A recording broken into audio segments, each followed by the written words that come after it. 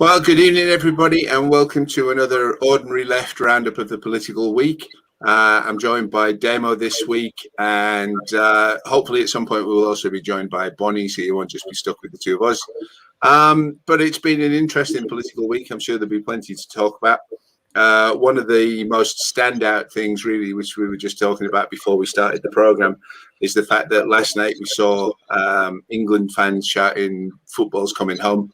And we also saw Keir Starmer this week saying Labour's coming home. Not quite sure what he meant by that because it didn't seem to go anywhere really. However, it was an unusual experience to watch an England match last night in which the England team played attacking football, scored goals against the opposite team, and spent the whole match putting the opposite team on the opposing team on the rack. Rather than trying to score own goals and attack their own supporters, which is probably more along the lines of what Keir Starmer.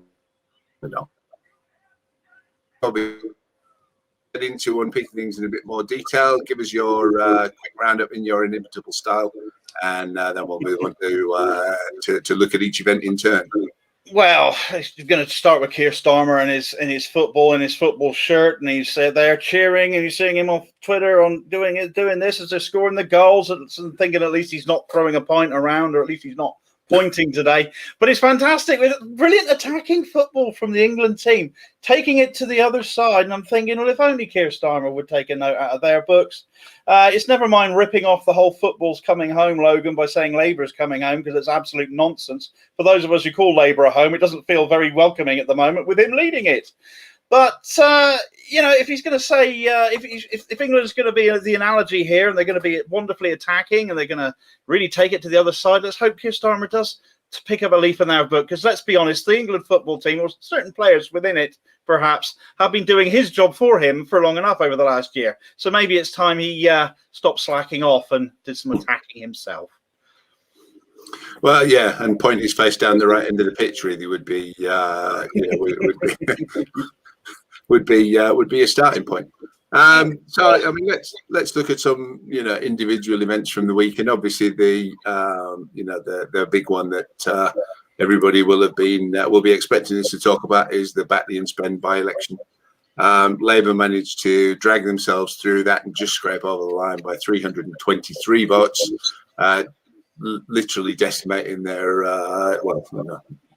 9/10 decimating their the majority from 2019, which was supposedly an unprecedented disaster.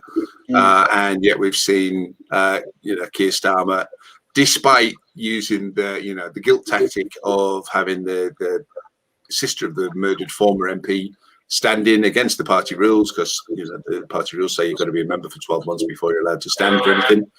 And but also fighting an extremely dirty campaign. I mean, it's the problem with a lot of this is that the so-called professional media will often simply parrot and endorse, similar to what they do with the Tories. They'll do the same with Keir Starmer's kind of version of events. And they've parroted this idea that George Galloway, for example, was involved in the dirty campaign against Labour with violence and intimidation and all sorts of kind of untoward goings on. Now, some of that might be true, but in spite of what would appear to be a fairly open and shut case of assault, if those events happened, as far as I'm aware, nobody's been charged yet for the kicking Labour canvases while they're on the ground or whatever else it was supposed to happen. The whole accusations against George Galloway of laughing while Kim Ledbetter was getting abused by a group of men supposedly on the other side of the street, which turned out to be one man getting a bit cross about his particular point of view, but Galloway was 100 metres away down the street, and video evidence showed that he wasn't doing anything of the sort. So that extremely kind of dirty campaign, and Matt Hancock's implosion, and subsequent resignation and all the rest of it, Labour, I have to say, it seems out of that particular combination of factors, they were going to lose that to a Tory candidate who I can't remember ever seeing. No. I don't think that they really went for that seat. Maybe they didn't particularly want to win it. I don't know. But, despite that, they just scraped over the line. And then when they came out, they were punching the air like they just scored the winning goal in the World Cup final, which was astonishing, really. I mean, it just shows how desperate they were and how much they expected to lose that they were acting, like literally, fluking one in off the back of your head at the last second to get over the line against a team that you should have been thrashing. Made them world beaters. It was quite embarrassing, really. Yeah, it was. It was. I mean, Labour's majority in Batley and Spen has fallen from 8,961 in 2017. It fell to 3,521 in 2019, but to fall to just 323 now and celebrate the way they were is a joke. Starmer won just 3% of the votes Jeremy Corbyn got in 2017. And look at the performance. As you say, they're absolutely desperate for a win.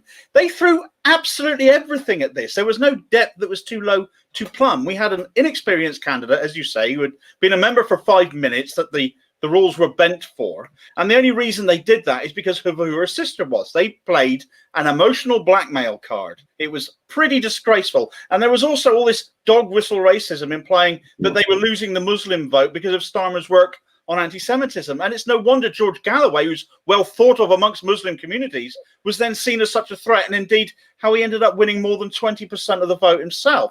Some of that may well have been accrued after Labour slandered him, claiming he was laughing at Ledbetter being abused in the street. And I don't know if he's followed up on his threat to take some legal action on that yet, but I guess that remains to be seen. But it wasn't Galloway who was the runner-up, but it was that utterly invisible Tory candidate. I don't know what his name is either. He was never seen, and it's either the Tories weren't trying to win it, or they thought they had it in the bag because Labour is just so bad right now. And the Matt Hancock issue and the scandal there may well have helped him too. The other side of it that might have helped Labour across the line is the fact that the Green Party candidate had ended up dropping out. And the difference in votes that the Greens typically pick up in that seat, I think it's around about 600 they usually get. That could have been that made all the difference had they been standing or had they not been. They were really, really lucky. They had a complex array of circumstances came together and just got them over the line. But it can't also you can't deny the fact that even though Kim Ledbetter was brought in perhaps under the not the most auspicious of circumstances, but she was still a local candidate, and the local party there really, really pushed for it. So this is very much a win for them. It is not a win for Keir Starmer. It should not be an endorsement for Keir Starmer, and his cheering and celebrating, frankly, is sickening and ridiculous. You clung on to this seat, Keith. You didn't win it. Well, the other thing that was kind of sickening and ridiculous to a degree, and I won't name any names on this, but there was a good bit of obsequiousness coming up from left MPs who really ought to know better than to be praising up a candidate that was that refused to say anything about a decent pay rise for nurses and used Theresa May's magic money tree illusion. Which is well debunked now. And I mean, the Tories have discovered a magic money forest when it suited them. And in a country with a fiat currency, there's absolutely no need to be worrying about, paying down the debt and all this nonsense that they like to use. So that's the to watch left MPs, some of whom, might be identified by the left as potential leadership hopefuls, parading this kind of, they're joining in with Keir Starmer's kind of, celebrating of what turned out to be an absolutely scraped win, was really embarrassing for the left as well, really. So they should, this is the ordinary left political roundup, and you can guarantee that no working class left person was watching that and thinking, oh yeah, they, hooray for Labour, they did a really good job. They should walk that seat, at this in the supposed disaster of 2019, December 2019. They got a 3,500 majority, in spite of non-stop media attacks and huge amount of media lies and centrist lies and all the other stuff about the party leader. And at a time when Keir Starmer was getting the lightest possible treatment and the cushiest possible ride from the media, they managed to win it by 323. It was ridiculous. And I wrote an article, and some kind of my habitual detractors get a bit obsessed. Actually, were claiming as if I'd written that after the result. I wrote that before the result, that Keir Starmer's, the left has to challenge Keir Starmer, Yeah. regardless what the result was, because, scraping a win or losing in either of those is there's only a fag paper between them in terms of how bad it was. And, Labour should be putting together a challenge to remove this clown before he completely destroys the party.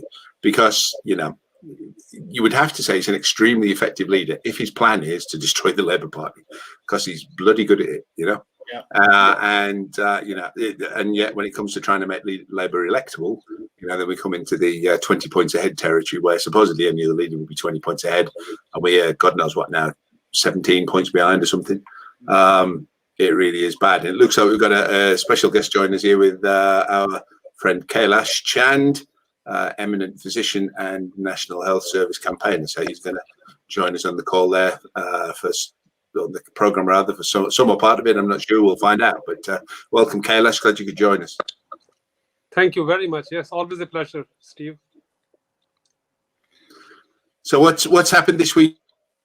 So let's chat about that.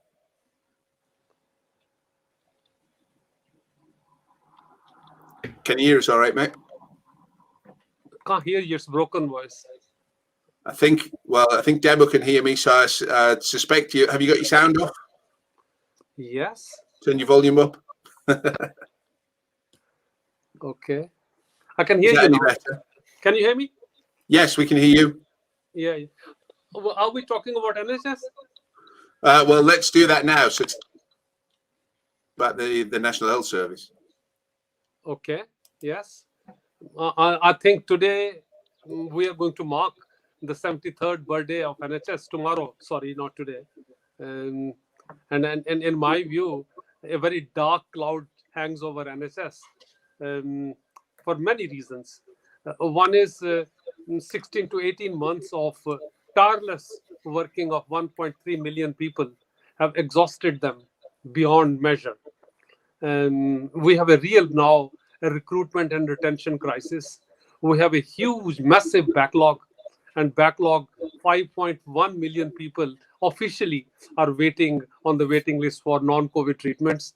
And there are almost 20 million people which did not see either their GP or consultant because of the COVID.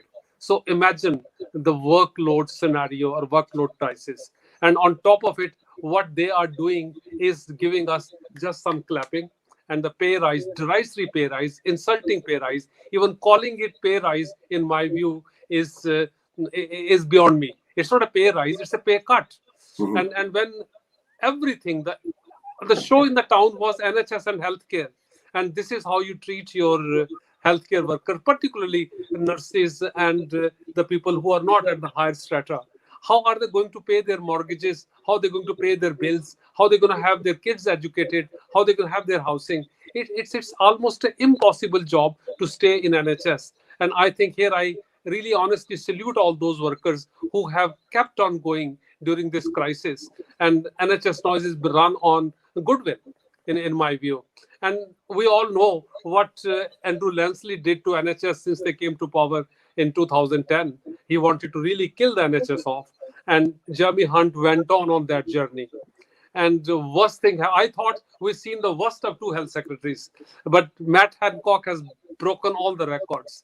And the way he has treated the NHS, way he has treated the workforce is beyond me. Is it beyond me? And he literally wanted to use this crisis to benefit his friends and his relatives, even his sister, blah, blah, blah, whatever. So for them, the only thing they wanted to get out of this crisis was to benefit their party donors and their friends. So it's shame. But the real shame. The terrifying thing for me at the moment, Kailash, is the fact that, when Lansley was the health secretary, we thought he was the worst health secretary ever. When Jeremy Hunt became the health secretary, we thought he was the worst health secretary ever. When Hancock became it, he smashed the record and became by far the worst health secretary ever.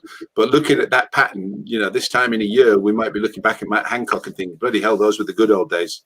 And, if only, Sajid Javid is the worst one ever. So, I mean, it's quite scary. And we've seen as well this, in the last day or two, pictures starting to emerge of cards and badges now that the Department of Health is producing for frontline health workers, etc., to congratulate them and thank them for their part on the front line in the pandemic. And here's Bonnie. I'll just bring her in on the call. That's great. And but people can't spend those things. But you just know for a fact those cards and those badges are going to have been produced at some ridiculous price by somebody. The former health secretary or the prime minister or some other kind of Tory grandee who's getting a bit of a bump from to produce these things, and that is they don't want to give nurses a pay rise, but they'll quite happily fork out money on producing silly badges and cards to say thank you.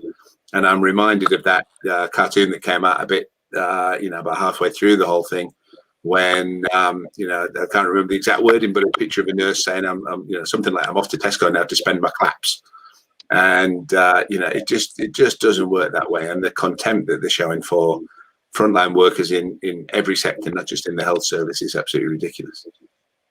No, absolutely. I think this is my plea to the population. I think in a democracy, the population is the one who can change, if they can change whatsoever. And they got to see the real colors of this government, and particularly our I call it religion. NHS is the religion for most of us, and they are literally interfering in our religion as well. You very rightly said that they don't look at the workforce at the bottom end, but look at what Dido Harding did with this test and trace. She employed consultants, giving them almost 5,000-6,000 pounds a day and 1,500 pounds an hour. So those kind of salaries were given to them. And what did they deliver? We all know the fiasco of test and trace. If test and trace was really working, Matt Hancock and Boris Johnson told us this is a word-beating kind of service which you're going to give to the nation. If this is word-beating service, I don't know how to put it in that way. So the point we're making is that they are ignoring the real workforce, the real NHS, and they want to bring an alternative. And that alternative is the privateers. And the roadmap, right from the Lensley now getting to Sajid Javid, the roadmap is to kill the NHS, underfund the NHS, make it that ill that people themselves start disliking it. And that's what my plea is to the population. Look at their game. Now, 5.1 million people waiting on waiting list, what they are going to do, and that's very clear and obvious. The bulk of the contracts will be given to the big privateers. And what that does is, once they start doing, for example, if I run an orthopedic department in a hospital and all the knee replacement or hip replacements are given to the private sector, now what happens to the orthopedic surgeons who are working in NHS? So that department particularly be further underfunded, and won't be long when that department, that hospital or trust can't afford, and it goes. Bonnie, you run the Socialist Telly NHS programme, so give us your take on the appointment of the new health secretary and where that's going. Well, it's a massive concern, isn't it? Obviously, sorry, I came to the programme a bit late, so if I'm covering ground that's already been covered, that's fine. I do apologise. We're in a situation where we've had a man. Can you hear me? I can hear now, but it was broken. Oh, sorry, I don't know what that was. Yeah, you come through loud and clear, Bonnie. Yeah, it's okay now. We're in a situation where we've got a man appointed to be the health secretary who's carried a number of portfolios. And to my knowledge, he's not carried any of those out in a way that will benefit the majority of people. I heard you talking just now about these badges and cards. What an absolute insult. I actually think that it would have been less insulting to have done nothing. It's horrendous. Now, what we are seeing is we're seeing the marketisation of the NHS, regardless of what they want to tell us about. That is actually happening. So we really do need to stand clear and firm against the plans that are rolling forwards on the NHS. We're going to have we've got some new legislation due to go to Parliament very shortly, where they'll be looking to repeal Section 75 of the 2012 Health and Social Care Act. And what that actually means is the awarding of contracts to people will happen wholesale without any level of scrutiny or any checks and measures on the quality of the products and the services that will be being purchased. We've seen through COVID them rush through these contracts, such as the ones for PPE, the ones for track and trace app, and all of those other things, where some people very close to the government, let's put it this way, have benefited financially to a huge degree. And what we will see if they're allowed to take this legislation forward is this happening to every single part of the provision of the National Health Service. And part of the way that the contracts are going to be structured under these new systems that are being ushered in is that there will actually be financial rewards for budget holders to withhold to not spend money on procedures and surgeries and so on, because they get to keep whatever is in their budget that they haven't spent. And quite clearly, this is not a tenable situation for a health service or for any service to be provided whatsoever. Yeah.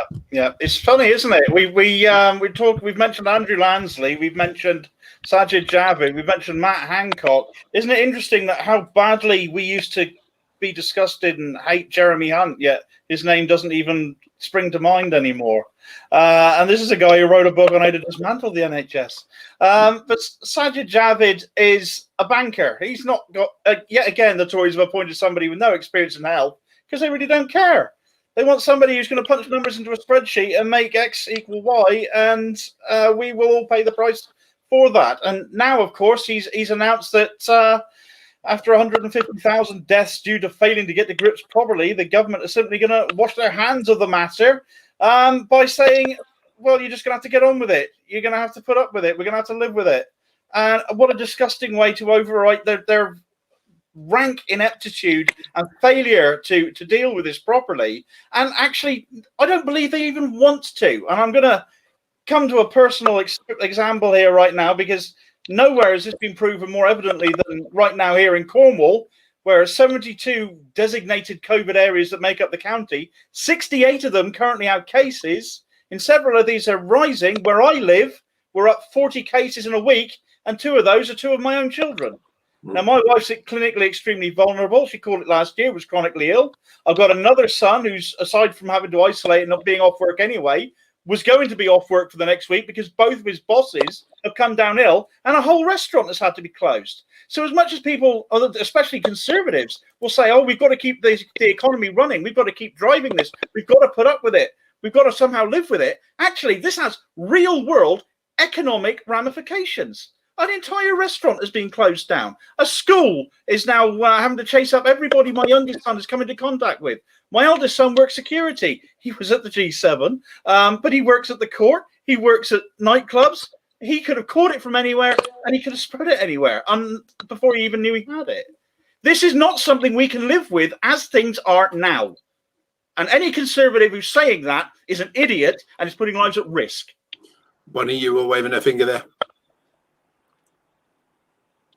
Can't hear you, Bon. Problems with my mic. Is that better? Can you hear me now? That's better. Yeah, sorry. I was just saying, Damo, you and I pretty much agree 100% on things, but I do have to say I disagree that they don't care that what happens, it's all numbers on a spreadsheet. I think they very much do care what's happening. And what we need to keep a focus on is that none of this is about a wider economy. All of this is about protecting the wealth of those at the very top. What we've seen through this pandemic is people's lives and people's health and safety and people's jobs are all being put at stake in order to benefit the people that are already either billionaires or friends of the government. This is criminal, or at least it should be. And Matt Hancock should not have just been forced to resign from his position, but he and Boris Johnson and everybody else involved in dodgy contracts to their mates for money should be behind bars. This is absolutely not about the economy around the world. This is not about the UK economy. This is about the bank balances of the billionaires, and we mustn't get away from that fact, in my view. No, I completely agree with that point you make there, Bonnie. My reference to the economy is because that's the line they will trot out every time. It's a dishonest line, but that was my Absolutely. point. So I think we're on the same page. I don't know if you guys caught one of these clowns. I think it was Jenrick on the on TV a couple of hours ago, and they were asking him about it, and he said, "Oh, come the 19th, if the if the restrictions removed, I'll prefer not to wear a mask. I don't, you know." And he said, "But they'll be up to the individual to decide." Well, you don't make laws against speeding discretionary for people to make up their own mind about, because you've got to protect everybody in the road. It's not just about protecting them from a crash, it's protecting the people that they'll kill in the process of crashing. You don't pass laws about airline pilots not drinking while they're on duty for flying, because it's not just their life they're putting at risk, it's everybody else's. You don't make laws about pretty much anything discretionary down to people's own personal choice, because if you do, it's not a bloody law and you're not protecting. You might think, yeah, I'm perfectly happy to take the risk of catching COVID and dying. That's up to me. That's fine. But what about with the new variants, probably 10 people they'll infect along the way, some of whom will also die from that virus, regardless of vaccines, etc. Because, no vaccine gives complete protection. No vaccine, So get this thing under proper control. And until you do, whatever measures you take, and make them mandatory and make people follow them. Because that's the point of a law. That's the point of actually being in this to protect everybody else. And this Tory obsession with this kind of individualism of we've all got to do our own thing, and it's wrong for the government to actually ever restrict anybody's personal freedom to do whatever the hell they like. Well, that's fine, but there are also social kind of niceties and social responsibilities and all the other stuff that goes with that. And people need to be considering the vulnerable, not just themselves, not just their sporting buddies or whatever else it is, if they're lucky enough to be even sporting. So I'm not a fan of the government kind of making laws unnecessarily, but we're in a pandemic. It's not a situation where it can just be allowed to trundle along. And the absolute idiocy of the way that the government has behaved, or not idiocy even, but murderousness in a lot of ways of the way the government has behaved in all of this, is just shown by countries like New Zealand, like South Korea, etc., where they have been strict in the first place to eliminate this bloody virus. People have all their freedoms back and can do whatever the hell they want because they're not risking anybody else's life in the process of doing it. And just allowing the thing to run riot is why we've got the will we run out of Tory MPs to name variants of this virus afterwards before this whole thing burns out? Who knows? Because at the moment this Johnson variant is running rampant among schools. School bubbles, as they call them, are being closed down at frightening speeds. Kids are catching this, young people are catching this, and but again, as always, it's not just themselves that catch it, even if it doesn't affect them. And we don't know the brutal truth is we don't know how this is going to affect kids in the long term, because this hasn't been around for long enough to know. So they are gambling with our kids' future, but also then gambling with the lives of all of their vulnerable friends and family members who may catch this thing and still die. I agree with you, Bonnie. These people should be in the dock, not in Downing Street. And on the point of Damo about economy, you see another thing. You look at it. You see population health, and the law. The point I'm trying to make is that economy and health, they go hand in hand. And we're actually forgetting one thing: the long COVID. Now there are almost 2 million people are down with long COVID. Now, if workers and the workforce is down with long COVID, how the hell are they going to go to the work? So this is going to directly affect the workforce and the economy, in my view. And the second thing about the personal responsibility. When you're talking about the population health, the personal responsibility never works. If it worked, then we never had to pass the laws about the tobacco, the laws about the seat belt. So these things are very important. It's not matter of individual, it's matter of a population health. And in the population health, these kind of laws and restrictive measures got to be enforced, and that's the state's responsibility. Yeah, if people get ill, they can't work. That is a simple truth. And with the case of this virus, it's anybody you're coming into contact with, they can't work either. And from an economic standpoint, which the Tories are going to keep making, which is why I raised it to start with, it is going to be bad. For a party that says it stands for the economy and puts the economy before absolutely everything, they're clearly not, because they're not paying attention. And this mask business with schools recently, my children's school certainly, they eased up on the mask restrictions recently. They were told that if you only have to wear them if you want to, which is exactly the line that Robert Jenrick was peddling this morning. However, in the last week, their school has reversed that decision and said that masks are now mandatory again. So who do you trust, the politician or the school? Because I know which one I tend to pay more attention to, especially when it comes to a government minister. But the other thing as well, before we move on from the COVID situation that must be mentioned, I think, is the fact that Transport for London's London Underground division backed down last week, but originally planned to do it and told me on the phone that they were going to do it, to make being absent for COVID reasons, if they considered it excessive absence, too many isolations, whatever else, would be a disciplinary matter where people could be sacked for taking what Transport for London would then consider too much time off because of COVID. So whether that's their own vulnerability, whether that's because somebody in the family got infected, so one of the kids at school got infected or got exposed to somebody who was infected, and they needed to stay off because the kids couldn't go to school, whatever else it is, that they were going to make that a disciplinary offence that could result in people losing their jobs. And we're in the middle of, we're in a situation where people are supposed to be responsible. They're supposed to be considerate, hands, face, space, or whatever that Hancock was into, but hands, face, and space. And, and Transport for London was going to put people under pressure to go to work even after being exposed or potentially infected, lest they lose their jobs. And they backed down from that, but they only backed down from it after the unions went apeshit over the whole thing and outed them on social media as well. And other people started to go crazy about the fact that they were behaving in this manner.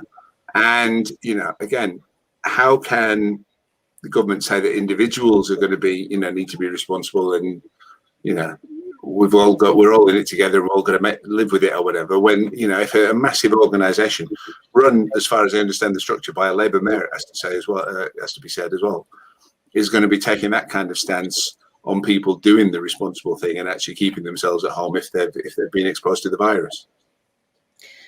Yeah, I mean, absolutely. One of the things you have to consider is a lot of the frontline transport workers will be exposing, if they are contagious, if they have the virus, they will be exposing everybody who goes past them to this virus, which could mean we'd see a wipeout of the whole of London effectively on the tube, which is, what we're talking about with London Underground. But what I'm also concerned about with this notion of scrapping any restrictions whatsoever on the 19th of July, I'm really worried about what that means for people in the workplace. Are we going to see employers like the one that you've just highlighted there, Steve, and other ones scrapping any of the social distancing possibilities and protections for their staff? Are we going to see a bonfire of rights of health and safety standards? Because this is actually a right that's been hard won by the trade unions across the piece. People have a right to be safe when they go to work. And we've also, I think we ought to be considering the safety of people getting to and from work as well, not just for the transport workers, but for people who have a commute on public transport to get to work. There really needs to be some consideration about whether or not this is necessarily the right thing to do, whether it's necessary at all and whether it's safe, because most of us have been working remotely. A lot of us have been working remotely for, getting on for 18 months. We proved that we do the work that way. I can't see any reason to roll back on everything, because right now the case numbers are still climbing massively.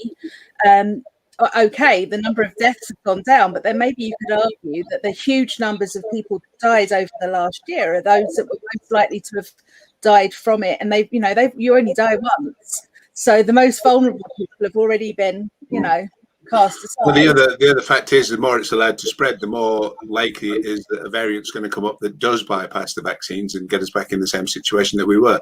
There's a question coming here from Social Lindy on Twitter that says, will there still be testing after July the 19th? And if yes, for what purpose? So maybe Kailash, can you illuminate that for us? Is it still going to be testing? Are people still going to be required to self-isolate after the 19th if they're infected? Is it just literally all bets are off and people can do whatever they want to?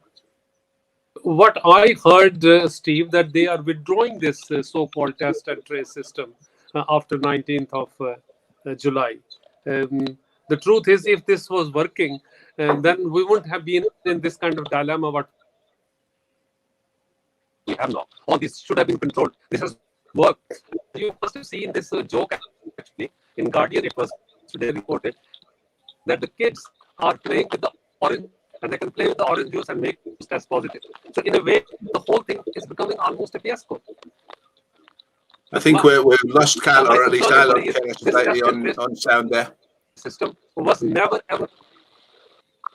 Yeah, I think we're having a few bandwidth issues maybe with Kailash at the minute. So, but it sounded like from what he was saying, as far as he's aware, that basically the test and tracing and self-isolating is also going to be ending, and we'll check up on that and put something out about it afterwards to make 100% sure that we're giving people the right information. But if that is being withdrawn, scrapped, whatever. Steve, that's a scary thought that they literally do just plan to let this virus run rampant, and and we're not just live with it, but we're gonna live under it by the sounds of it. Yeah, certainly puts a new perspective on the word freedom day, doesn't it? Free for what? Freedom from what? Freedom to spread it willy-nilly without having a faintest idea that that's what you're doing. So if what Kailash has just said is right, that is exactly what is going to happen. Test and trace doesn't work. We spent tens of £billions on a system that doesn't work, so now they're just going to abandon it and say, oh, well, you'll just have to live with it. Well, many people won't be able to live with it because literally the cessation of their life is what's going to come about as a result. It's intolerable dereliction of duty. It literally is a criminal offence if they yes. push ahead. Let's let Kailash come in with one more point, then we'll move on. Go for it, Kailash. Yeah, no, but the point I want you to make was the test and trace would have only worked if they were able to support. That the support was never given and the support is withdrawn, and the people will not go for the test. Why would people go for the test if you are going to be staying or literally isolating yourself? Who is going to support you? Who is going to pay for your... So in my sense, it was fundamentally flawed because at one stage when the support was giving, it was not adequate. And now they are totally withdrawing that support. So if you withdraw the support, the whole thing is absolutely null and void. Who would want to have a test? It does sound very much like Sajid Javid is determined he's going to make us look back fondly on the Matt Hancock era, by the sounds of it. This is just pointed out as well, came in from Jerry Tasker, saying that TfL are talking about reducing their workers' pensions. Hopefully industrial action will result in that. I'm sure it will. And, it has to be said that the, TfL backed down on the disciplinary threat for COVID absence when the unions said they were immediately going to go to their members and, start planning industrial action. So, it just goes to show, again, this thing that we bang on about all the time on Socialist Telly, that collective action and collective solidarity is absolutely critical to every aspect of life for working people. So let's we'll go back to the Labour Party for a little bit.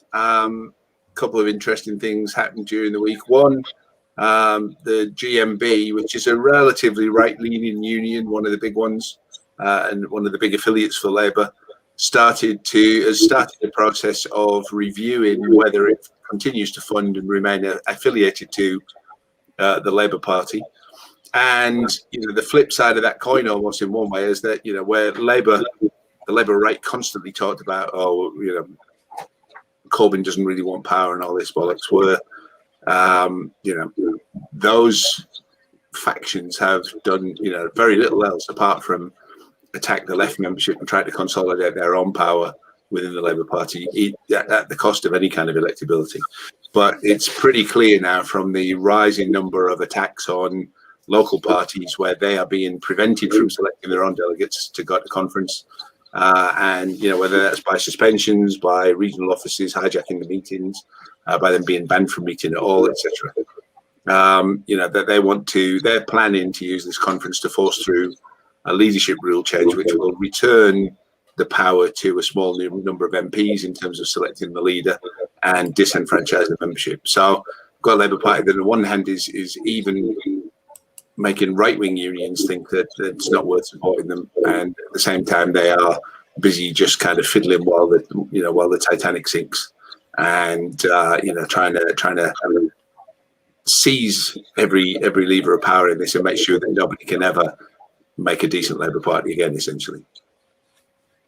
Yeah, this GMB business is interesting because this is hardly in Starmer's script. I believe it's the third largest union in the country. I think it's the third largest donor to Labour as well.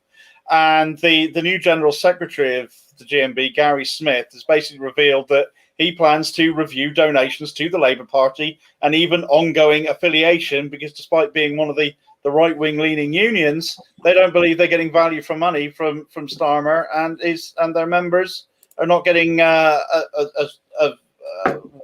any sort of value for money from Labour in any way, shape, or form. So why on earth should they continue to still fund Labour? And it's a perfectly valid question. But it is surprising when it comes from a union you would think would be a natural fit with Keir Starmer and his wing of the Labour Party and the direction he's determined to take the Labour Party in.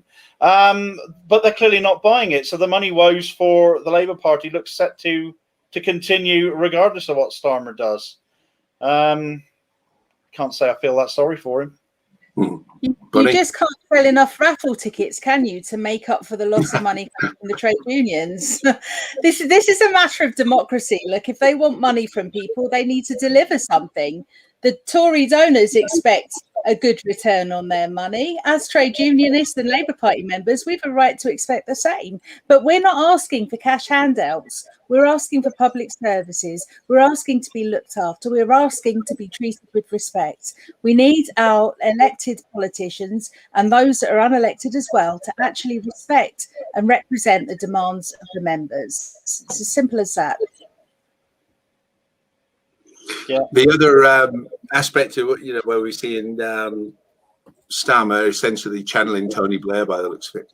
I mean, he has appointed a former Blair advisor into one of his senior roles, I think the communications director. He's appointed a former prisons human resources director to be their talent, use that term loosely, director of the party. And his political director attended a Rupert Murdoch bash in 2018 and seems, which is we would consider entirely inappropriate really for anybody who wants to be a representative of the Labour Party. And at the same time, then we've seen the party suddenly unilaterally deciding that left-wing groups that have quietly got on with organising for years within the Labour Party are incompatible with membership of the Labour Party, whereas the right-wing their right-wing equivalents who've been organising and, many would say intentionally doing what they can to damage the electability of the party, certainly during the Corbyn leadership. It's fine to be a member of those, but if you're a member of Socialist Appeal, then, then you're out. You want to be a member of Labour First or Progress, that's fine. If you want to be a member of, what did they call them, Cheltenham for Europe, which actually campaigned, has a lot of Labour members in it, but campaigned for the Lib Dems during the general election. They haven't been kicked out. Where the whole point of this rule that the party's invoking now to kick out good left-wingers is, that it's supposed to stop you from joining the Labour Party if you have, supported people who are trying to prevent Labour MPs from getting elected by standing against them. And all of a sudden, these groups that have never stood a Labour MP anywhere, in Truro and Falmouth in this particular instance, a guy called Alex Falconer was the vice chair of the CLP, and he's now no longer a member and has launched an appeal to try to get himself reinstated. But on the basis that it's not a proscribed organisation, it's not one that's been banned in any sense by the party. Quietly got on with it for ages with no issues, and all of a sudden the party's using that as an excuse to kick people out. It is desperate, anti-democratic, and thoroughly despicable conduct on the part of the people who are currently holding the levers of power within the party. Yeah. Labour should be taken to trading standards, quite frankly, because they got Socialist Democratic on the back of their membership cards, and they're neither Socialists nor Democrats anymore. If you're going to boot out people from Socialist Appeal, then you should boot out Progress and Labour First at the same time. They are quite different factionally, but functionally, they have exactly the same role with, in relation to Labour as each other. You can't have one rule for one and one rule for another. This is an entirely factional attack on a great guy from Truro and Falmouth, and a guy who was campaigned an awful lot. I know Jennifer Forbes, if she was on here, would be extolling the guy's virtues because he's done so much in her CLP. And it's an absolutely shocking way to treat somebody who's given so much to the Labour Party. And it's only because he's from the left. He's a socialist, and we all know that Keir Starmer doesn't like them, doesn't like us, essentially. And any excuse he can find, it seems, to put the boot in and undermine the party as a result, he will take. It's pathetic, quite frankly. And the guy needs to be reinstated yesterday. It's high time you saw the Ford report as well, actually, while we're talking about who should be suspended and who shouldn't. Well, yeah, isn't that the truth? And that's the thing, that in any thread where Keir Starmer tries to say anything happily, there is somebody there reminding him that he owes us the Ford report, and has no good grounds, because the ICO certainly didn't object to it being published. Has no good grounds for withholding it, and should be he commissioned the thing. It's up to him when it gets published. He should be just getting on with it and giving people, But it has to be said, his actions and attitude towards his own report seems to have been one of non-stop contempt, because he's given in to in a legal case to hand out money to people who were mentioned in this original leaked Labour report. He has people into the party. He's even them now as one of his advisors and top aides within the within his LOTO leader of the opposition office. Who was mentioned in that, praising this scheme whereby Labour right-wingers diverted the parties and the members' electoral funds into a separate fund for them to protect the right-wing MPs that they're liked. And she's now working as one of his kind of top staff. And you just think, they're not even trying to hide the arrogance and the contempt of the whole thing really now, and that's how bad it's got. And if they are trying to just destroy the party and drive out the members, then they couldn't really be doing a much more efficient job of it. No, it kind of brings us full circle in a way to where we started the program, really, talking about the Batley and Spen by-election. I spoke earlier about how Starmer managed to win just 3% of the vote that Labour won in 2017. What I didn't mention at the time was that ultimately this was a 7.4% loss in vote share, and that actually was the story of the night, because there were a few other elections taking place that night. There was one in a ward in Jeremy Corbyn's constituency. Labour lost nearly 13% of their previous vote share. They lost nearly 9% of their vote share in one in Enfield, and they lost a council seat in Heneage in Lincolnshire. Again, nearly 13% of the vote share lost. This is what is happening as a result of Starmer's leadership. Yes, they hung on to this seat, but vote share was lost. And he keeps losing vote share. He's not gaining anything. He's not winning anything. He clung on. And he clung on despite losing further vote share. The writing's on the wall. And truly, actually, I think it's time we brought the left, the SCG, these left members of Parliament, into this equation a little bit and said to them, just how much more spectating and hand-wringing and sitting on your hands are you actually going to do before you decide to actually act in our interest, in the socialist interest, the Socialist Party of Party, the left side of the party? When are you going to actually stand up and start defending us again? Or is it a case of you're just coasting until you get deselected? Because frankly, that's what it feels like. Where's the fight? Whether it's through deselection or the collapse of the Labour vote in an increasing number of places, as we're seeing, a lot of those guys are going to be out of a seat next, but at or before the next general election, which could be, in principle, could even be this year, probably next year. A lot of people expect it's going to be called. It has, it really is that it's now or never. It's the last chance saloon in that sense, in terms of not just for the left, but in terms of trying to make the Labour Party anything worth existing.